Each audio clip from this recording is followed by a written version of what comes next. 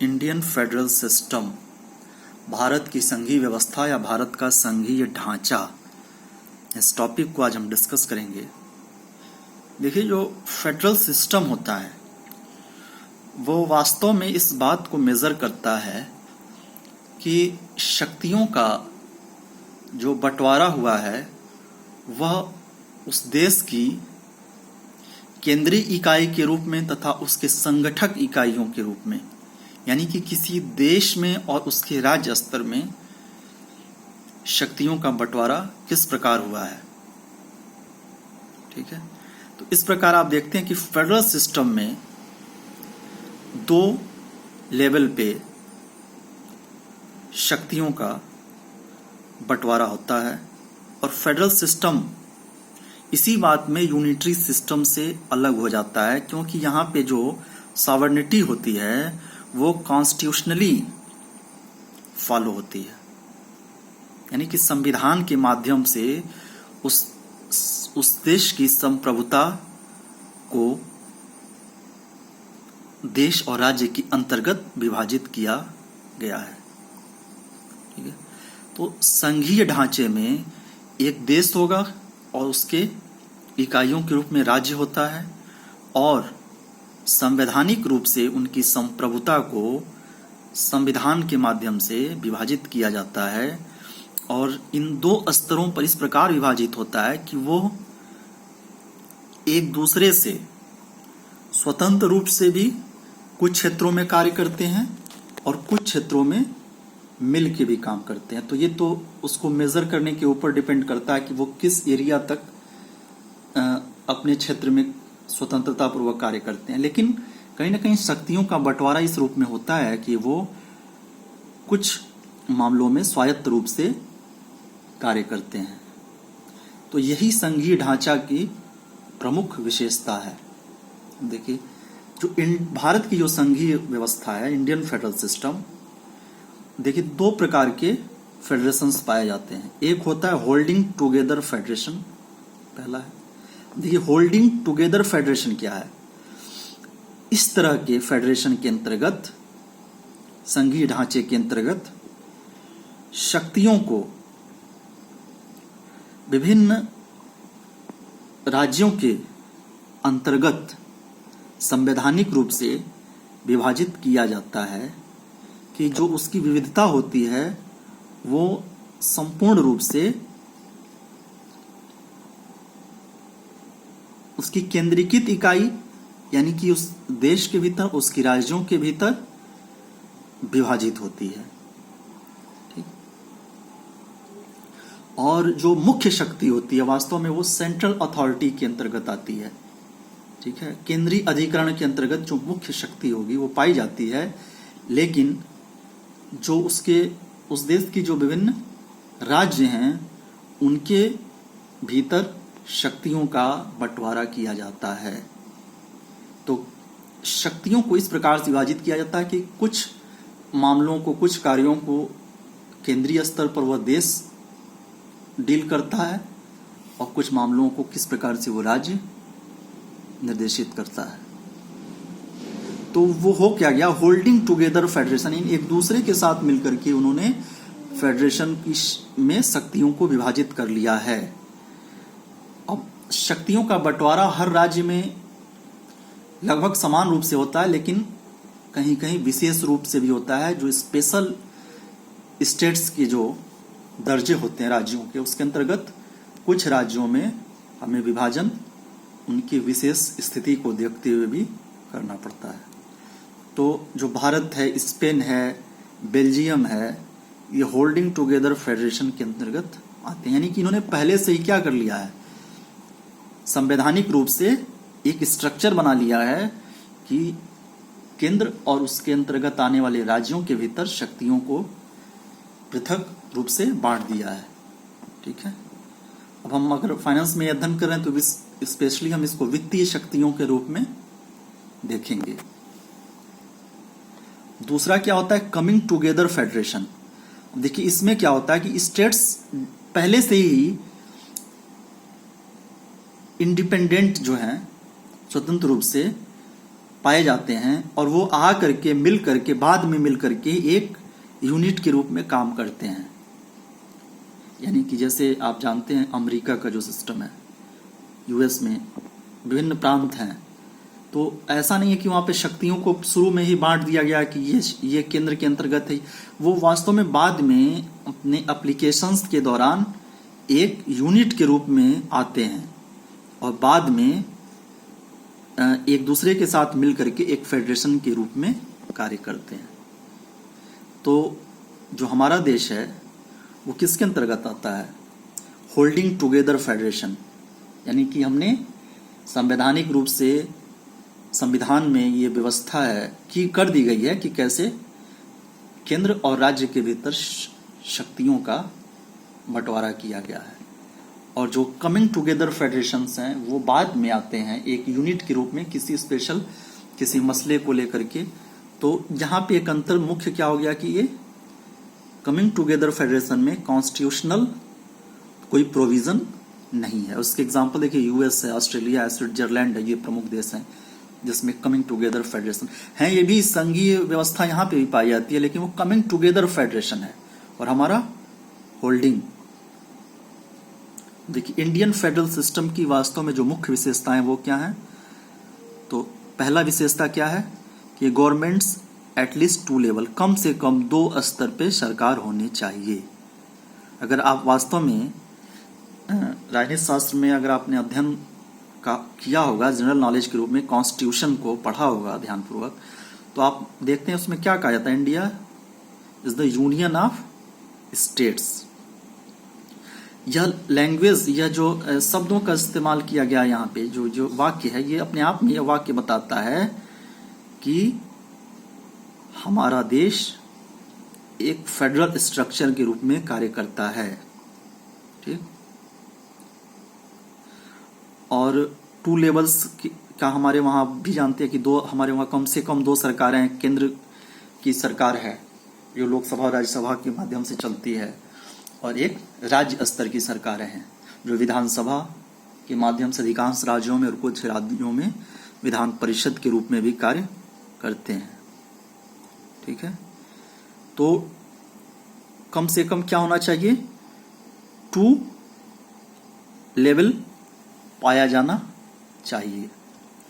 देखिए ये क्या हो गया है? This is the essential feature जो है इसकी परिभाषा, कि ये एक उसका एक आवश्यक शर्त है। ठीक। अब ये नहीं है कि शक्तियों का बंटवारा एकदम बराबर से है। जैसा कि आप जानते हैं भारत के विषय में ही हमारा देश जो है उसका जो केंद्रीय शक्ति है वो क्या है? वो ज्यादा मजबूत है, लेकिन कहीं ना कहीं संविधान के माध्यम से राज्यों को भी लगभग अधिकार दिए गए हैं कि वो भी एक स्वतंत्र इकाई के रूप में कार्य कर सके, लेकिन किस तरह से कि केंद्र के साथ सहयोग करते हुए। ठीक। देखिए भारत के विषय में जो एक जीएस से संबंधित चीज क्या है कि फेडरल कंट्री तो हम कहते हैं भारत को, लेकिन कॉन्स्टिट्यूशन में वास्तव में फेडरेशन शब्द मेंशन नहीं किया गया है। उसके जगह पर कह क्या दिया गया है कि India is a union of states, यानी कि राज्यों का एक संघ है। ठीक है ना। तो कहीं फेडरेशन को प्रत्यक्ष रूप से उसका जिक्र नहीं किया गया है, बल्कि आप देखते हैं कि फेडरेशन के रूप में जिक्र न करके ये कहा गया है कि India is a union of states. तो इसीलिए कुछ ऐसे इतिहासकार भी हैं जो कहते हैं कि वास्तव में इंडिया क्या है? वो क्वासी फेडरल कंट्री है, अर्ध संघीय देश है, यानी कि पूरा तरह से फेडरल स्ट्रक्चर नहीं है, अर्ध संघात्मक राज्य के रूप में पाया जाता है। यानी कि कहीं ना कहीं हमारा देश जो है उसके अंदर फेडरल सिस्टम के साथ साथ यूनिटरी गवर्नमेंट का भी एप्लीकेशन लागू होता है, उसके रूप में भी कार्य करता है। दूसरा देखिए क्या होता है? Division of powers between various levels, यानी जो शक्तियां हैं उनका जो पृथक्करण किया गया, उनका जो बंटवारा किया गया वो कई स्तरों पर किया जाता है। तो भारतीय फेडरल सिस्टम की यह भी एक मुख्य विशेषता है। ठीक है। कि देखिए हमारे देश में जो बेसिक क्या है कि जो विधायिका है और कार्यपालिका है उसके बीच में शक्तियों का बंटवारा हुआ है, केंद्र और राज्य इसके स्तर पे भी है। तो यहाँ पर डिवीजन ऑफ पावर्स क्या हो गया, कई लेवल पे है, यानी कि नियम बनाने का अधिकार राज्यों को भी है, केंद्र को भी है, और एक समवर्ती सूची है जिसमें केंद्र और राज्य दोनों को ही पाया जाता है। ठीक है। तो हमारे देश में शक्तियों का जो ये बंटवारा हुआ है वो विधायिका और कार्यपालिका के रूप में है। तो ये फेडरल सिस्टम की चूंकि ये एक विशेषता है और भारत में विशेषता पाई जाती है, तो इसलिए हम कहते हैं कि इंडियन फेडरल सिस्टम का भी ये एक मुख्य विशेषता है कि कैसे लेजिस्लेटिव, एग्जीक्यूटिव और जुडिशरी भी कि कैसे डिवाइड किया गया है पावर्स को। और इसीलिए हमारा जो देश है इस मामले में अलग होता है कि वो संविधान के रूप में सबको समान शक्ति भी प्रदान करता है और समान हर राज्य को एक अवसर भी देता है कि वो देश के साथ मिलकर के कैसे कार्य करे। नेक्स्ट क्या है, रिजिडिटी ऑफ कॉन्स्टिट्यूशन, यानी कि जो संविधान की जो एक दृढ़ता जो पाई जाती है। ठीक। अब देखिए, neither the centre nor the state has power to amend the provision of constitution relating separation of powers, यानी कि न तो राज्य को और ना ही केंद्र स्तर पर भी ये शक्ति है किसी को भी कि वो कैसे शक्तियों को बांट सके, क्योंकि भारत का जो संविधान क्या है वो ना तो बहुत अधिक रिजिड है और ना ही बहुत अधिक फ्लेक्सिबल है। अब देखिए, जो रिजिड कॉन्स्टिट्यूशन होगा वहां पे क्या होगा कि स्पेशल जो प्रोसीजर्स होंगे are required for its amendments, whereas a flexible constitution is one in which the constitution can be amended easily. यानी जहां पे रिजिडनेस पाया जाएगा अधिक, वहां पे आप कॉन्स्टिट्यूशन में जल्दी बदलाव नहीं कर सकते हैं, और जहां पे फ्लेक्सिबिलिटी होगी वहां से आप आसानी से कॉन्स्टिट्यूशन के अंदर बदलाव कर सकते हैं। ठीक है। अब देखिए, इसी यहां पे भी भारत का क्या है, फेडरल स्ट्रक्चर थोड़ा सा बायस्ड होते हुए यूनिटरी की तरफ भी झुका हुआ है।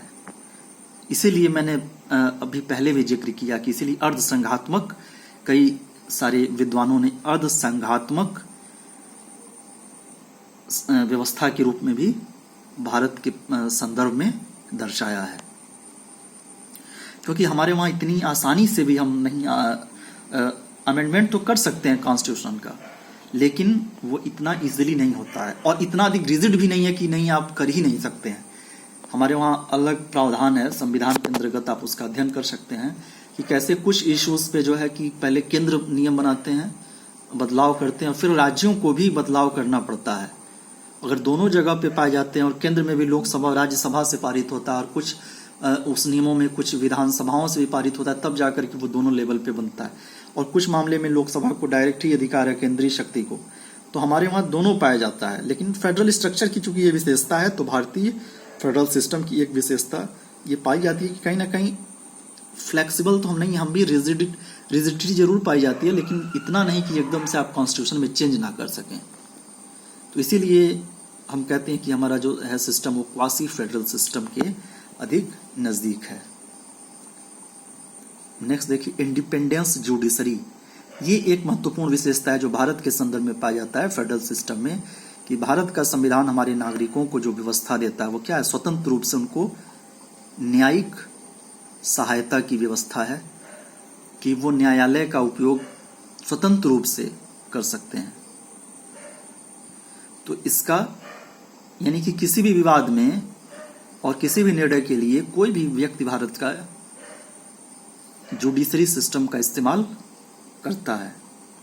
ठीक है।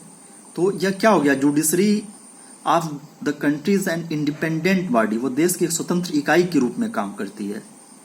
और सबसे बड़ी विशेषता है कि जो भारत की जो कोर्ट्स हैं, जैसे सुप्रीम कोर्ट ऑफ इंडिया, कोई भी जो एक तरह से जो हमारा कानून व्यवस्था है, जो कि जो कानून व्यवस्था न्यायालय के माध्यम से संचालित करने का प्रावधान है, उसको किसी भी सरकार के द्वारा कंट्रोल नहीं किया जाता है।